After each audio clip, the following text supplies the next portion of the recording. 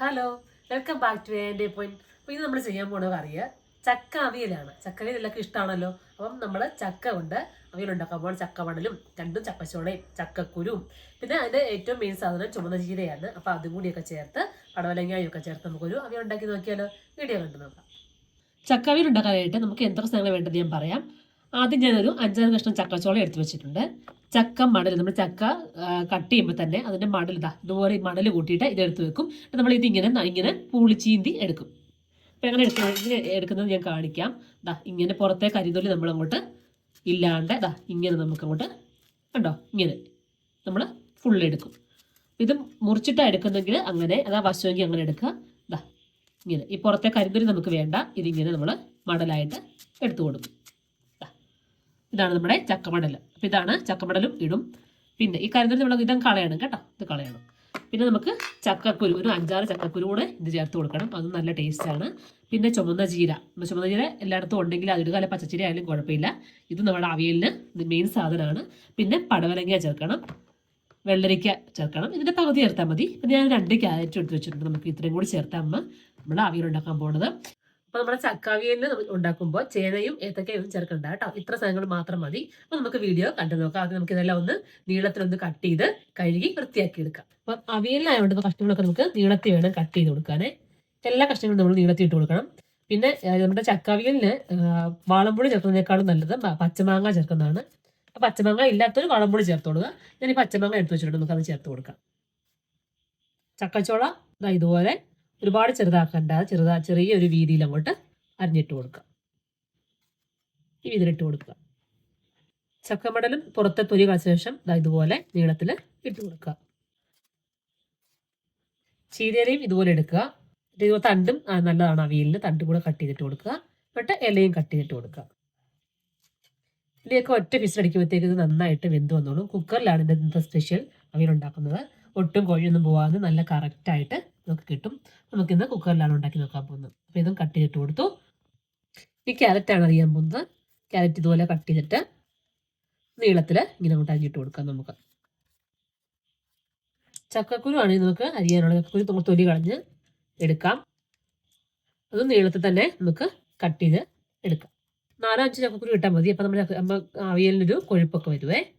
ചക്കച്ചോളയും മടലും ഒക്കെ ഉള്ളതുകൊണ്ടൊരു കൊഴുപ്പാണ്. എന്നാലും നമുക്കൊരു ടേസ്റ്റുമാണ് കുരു ഇടുമ്പോൾ. ചക്ക അവിയൽ എന്ന് പറയുമ്പോൾ ചക്കയുടെ എല്ലാ സാധനങ്ങളും നമുക്ക് ഉപയോഗിക്കാൻ പറ്റും. അതാണ് ചക്ക അവിയലിൻ്റെ പ്രത്യേകത. വളരെ ടേസ്റ്റിയാണ്.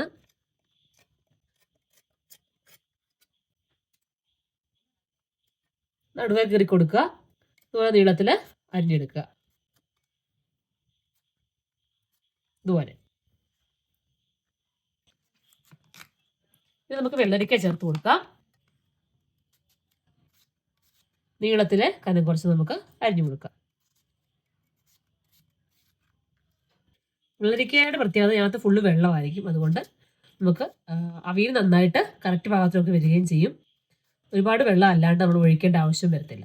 ഇനി നമുക്ക് അവിയലിലേക്ക് ചേർക്കാനുള്ള 2 പച്ചമുളകാണ്. പച്ചമുളക് ഇട്ട് കൊടുക്കുക. കഴുകി എടുത്ത ശേഷം നമുക്ക് ഇതൊന്ന് ചെറുതായിട്ട് കട്ട് ചെയ്തെടുക്കണം. നമുക്ക് ചേർക്കാനുള്ളത് പിന്നെ പച്ചമാങ്ങയാണ്. പച്ചമാങ്ങ ചേർത്ത് കൊടുക്കുക. ചക്കവിയലിൽ പച്ചമാങ്ങയാണ് ഏറ്റവും ബെസ്റ്റ് കേട്ടോ. അപ്പോൾ ഇത് കൂടി തൊലി കളഞ്ഞ് ഒരു പൂളപ്പം നമുക്ക് അവിയലിലേക്ക് ചേർക്കാം. മാങ്ങയുടെ പുളി അനുസരിച്ച് നമുക്ക് അവിയൽ ചേർത്ത് കൊടുക്കാം കേട്ടോ. ഒരുപാട് പുളി വേണ്ട. അപ്പോൾ ഈ മാങ്ങയാണെങ്കിൽ വലിയ പുളിയില്ലാത്ത മാങ്ങ ആയതുകൊണ്ടാണ് ഞാൻ ഇത്ര 2 പൂളപ്പം എടുത്തേക്കുന്നത്. അപ്പോൾ ഇത് രണ്ടും ഈ പുറത്തെ തൊലി കളഞ്ഞ് നമുക്ക് എടുക്കാം.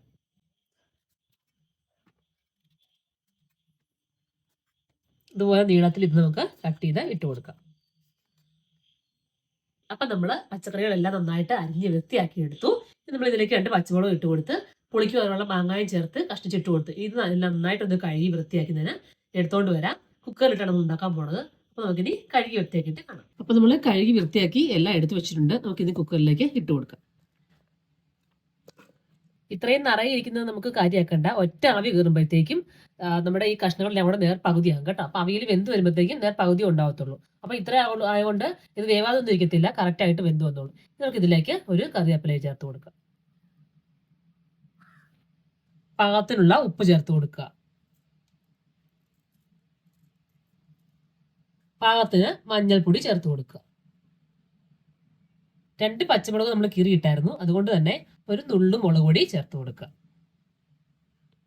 പാകത്തിന് ശകലം വെള്ളം നമുക്ക് ചേർത്ത് കൊടുക്കാം. ഒരു നുള്ളു വെള്ളം, കുറച്ച് വെള്ളം മാത്രം ചേർത്ത് കൊടുത്താൽ മതി. ഒരുപാട് വെള്ളം ചേർക്കണ്ട, ഇത്രയും മതിയാവും.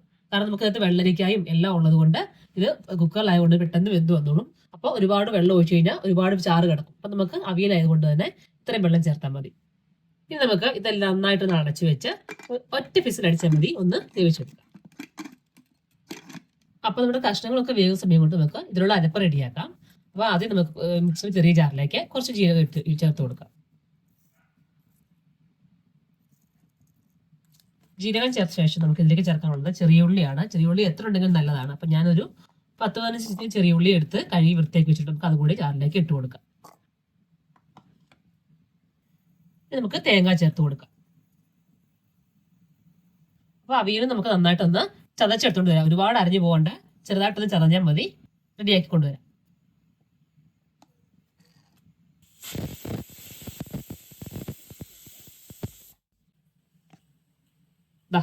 അവിയലിന് ഈ രീതിയിലൊന്ന് ചതച്ചെടുത്താൽ മതി. ഒരുപാടൊന്നും അരിഞ്ഞു പോകരുത്. അരയ്ക്കുമ്പോഴത്തേക്കും കണ്ടെങ്കിൽ മണ്ടയ്ക്കിട്ട് പൊങ്ങി വരും.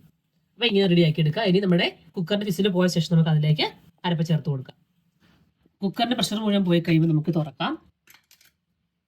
കണ്ടോ, നമ്മൾ നിറച്ച് വെച്ച കഷ്ണങ്ങളാണ് നേരെ പകുതിയായിട്ട് താന്നത് കൊണ്ട് ഒറ്റ ആവിക്ക്. അപ്പോൾ നമുക്ക് നന്നായിട്ടൊന്ന് ഇളക്കി ഒന്ന് കൊടുക്കാം.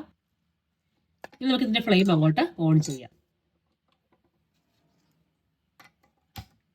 നമ്മൾ റെഡിയാക്കി വെച്ച നമ്മുടെ അരപ്പ്, തേങ്ങയുടെ അരപ്പ് നമുക്ക് അവിയലിലേക്ക് ചേർത്ത് കൊടുക്കാം.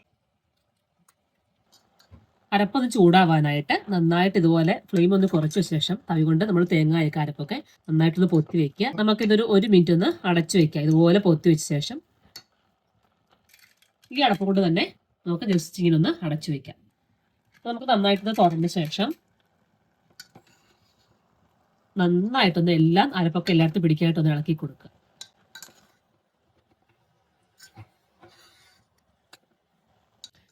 ഈ ഫ്ലെയിം ഓഫ് ചെയ്ത് നമുക്കിത് വാങ്ങി വെക്കാം. വാങ്ങിയ ശേഷം നന്നായിട്ട് ഇളക്കുന്നതിന് മുന്നേ ആയിട്ട് പച്ച വെളിച്ചെണ്ണ ശകലം നമുക്ക് അവിയലിലേക്ക് ചേർത്ത് കൊടുക്കാം. പച്ച വെളിച്ചെണ്ണ ചേർത്ത് കഴിയുമ്പോൾ നമുക്ക് നന്നായിട്ടൊന്ന് ഇളക്കി യോജിപ്പിക്കാം. കണ്ടോ, കറക്റ്റ് വെള്ളവും എല്ലാം ആയിട്ട് കണ്ടോ, ഒട്ടും വെള്ളം കൂടുതലും ഇല്ല, നല്ല തോർന്ന് കറക്റ്റായിട്ട് വന്നിട്ടുണ്ട്. അപ്പോൾ നമ്മുടെ അവിയലിൻ്റെ വെള്ളം എല്ലാം കറക്റ്റായിരുന്നു. അപ്പോൾ ഇത്രയേ ഉള്ളൂ. നന്നായിട്ട് ഇളക്കി കഴിയുമ്പോൾ നമ്മുടെ അവിയൽ ഇവിടെ റെഡിയാണ്. അപ്പോൾ എല്ലാവരും ഇങ്ങനെ ചക്കവിയൽ ഇങ്ങനെ ഉണ്ടാക്കി നോക്കുക. ഇത് കാണുമ്പോൾ തന്നെ ഒന്ന് കഴിക്കാൻ തോന്നത്തില്ലേ? കണ്ടോ, ഇത് കാണുമ്പോൾ തന്നെ നമുക്കൊരു കഴിക്കാൻ തോന്നും. അടിപൊളി അവിയലാണ്. ഈ മണം വരുമ്പോൾ തന്നെ നമുക്ക് അറിയാൻ പറ്റും. അപ്പോൾ ഇത്രയേ ഉള്ളൂ. വീഡിയോ ഇഷ്ടപ്പെട്ടെങ്കിൽ നിങ്ങൾ ലൈക്ക് ചെയ്യണം. അപ്പോൾ ഇതുപോലത്തെ നല്ല വീഡിയോസ് കാണാം. അതുവരെ ടേക്ക് കെയർ, ബൈ.